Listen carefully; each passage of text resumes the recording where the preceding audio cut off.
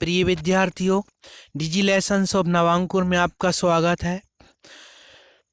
Class 11th commerce के लिए मैं आपको व्यावसायिक अर्थशास्त्र के कुछ टॉपिक लेकर आया हूँ। यह टॉपिक अध्याय 1 के दूसरे भाग के अंतर्गत हैं। दूसरे भाग में हम अलग टॉपिकों को अध्ययन करने वाले हैं, लेकिन अध्याय वही रहेगा। तो चलिए प्रारंभ करते हैं।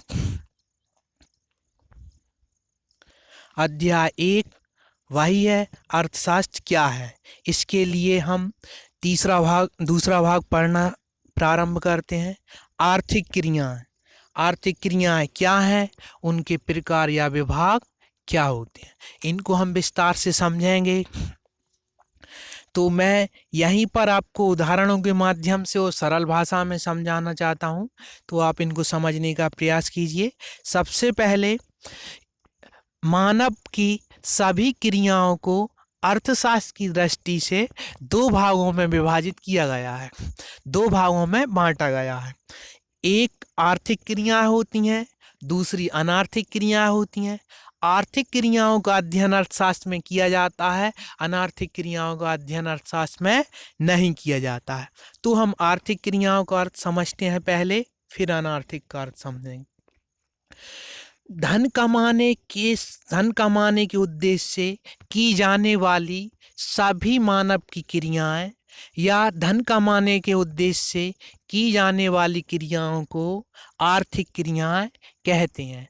आप देखते हैं वर्तमान में आपके आसपास कि धन के लिए व्यक्ति रोजगार के लिए रोजगार करते हैं।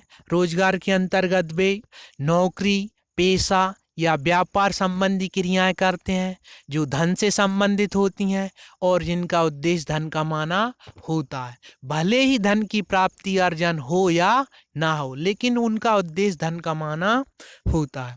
तो ये सभी क्रियाएं आर्थिक क्रियाएं कहलाती हैं।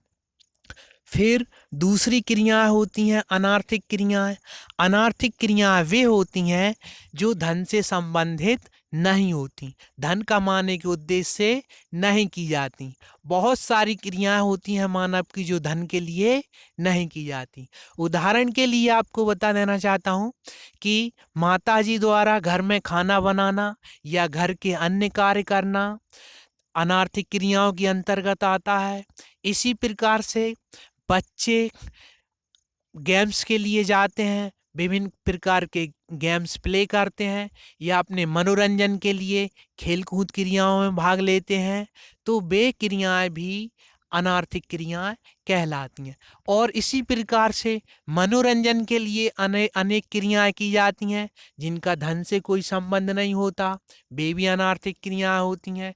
इसी प्रकार से उदाहरण स्वरूप धार्मिक कार्य किए जाते हैं परिवार में, घर में किसी के द्वारा पूजा या ईश्वर के लिए जो कार्य किए जाते हैं और समाज के लिए द्वारा जो कार्य किए जाते हैं धर्म से संबंधित, जिनका धन से विशेष संबंध नहीं होता, तो उन क्रियाओं को अनार्थिक क्रियाएं कहते हैं।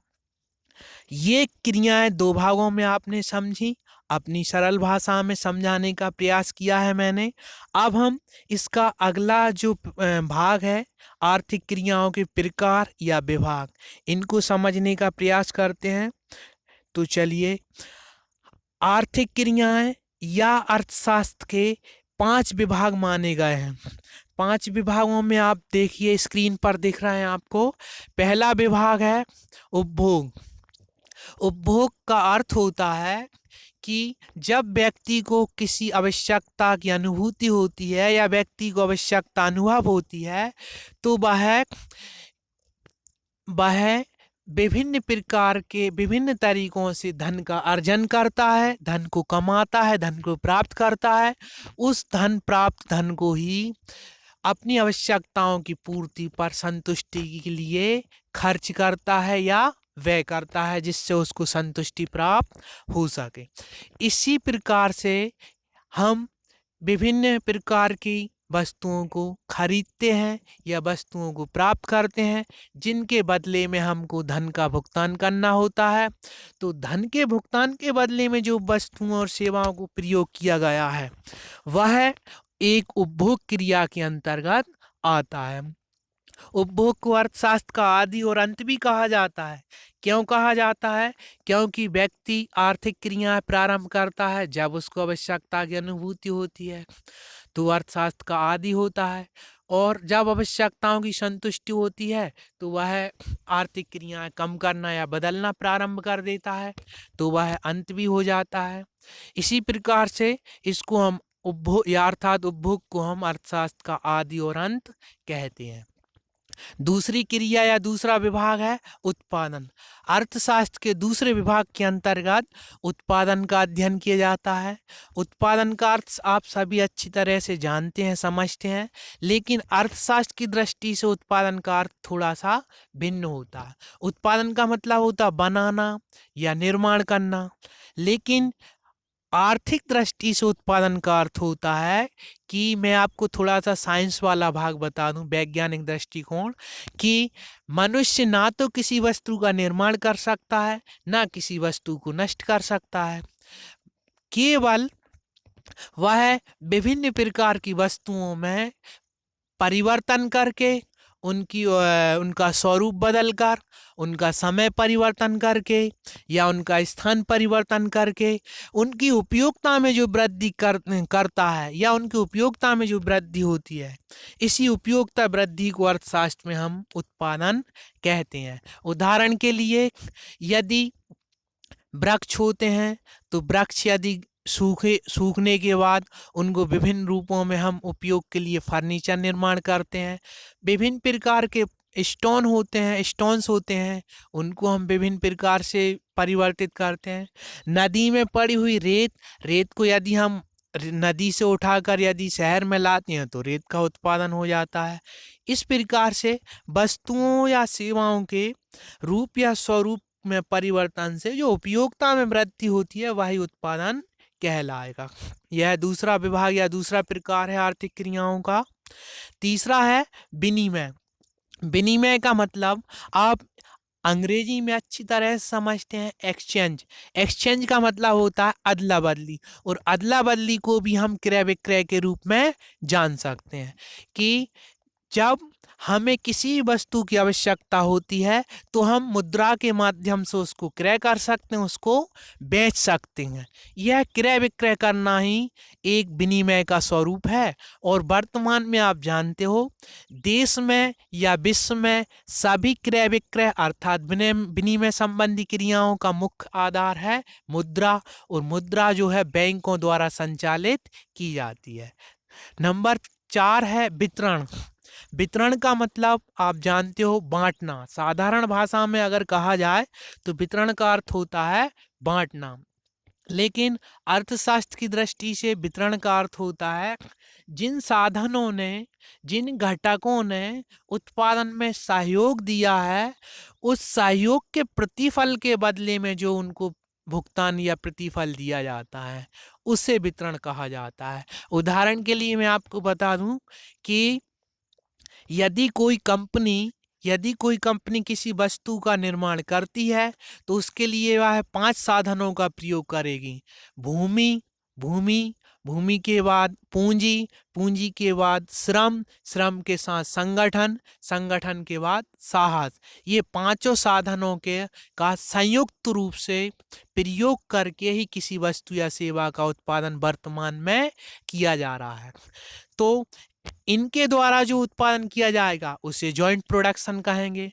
उस जॉइंट प्रोडक्शन में जितना इन लोगों ने सहयोग दिया है, जितना इन साधनों ने सहयोग किया है, उन साधनों को उनका प्रतिफल दिया जाएगा।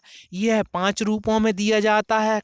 जैसे भूमि के बदले में लगान दिया जाता है, पूंजी के लिए ब्याज दिया जाता है, श्रम के लिए मजदूरी दी जाती है, संगठन के लिए वेतन दिया जाता है, और साहसी के लिए लाभ या हानि की प्राप्ति होती है। तो यह जॉइंट प्रोडक्शन का ही डिस्ट्रीब्यूशन वितरण कहलाता है। ठीक है, तो इसका आप टेक्स्ट देखते हैं। टेस्ट में मैंने दोनों भागों को अलग अलग आपको दिखाने का प्रयास किया है। एक पिक्चर है आपको आर्थिक क्रियाएं क्या होती हैं, जिसका अर्थ हमने पहले समझ लिया था। टेस्ट के रूप में भी आप इसको लिख सकते हैं और याद कर सकते हैं। आर्थिक क्रियाओं के बाद दूसरा टेक्स्ट है आर्थिक क्रियाओं के प्रकार या अर्थशास्त्र के विभाग।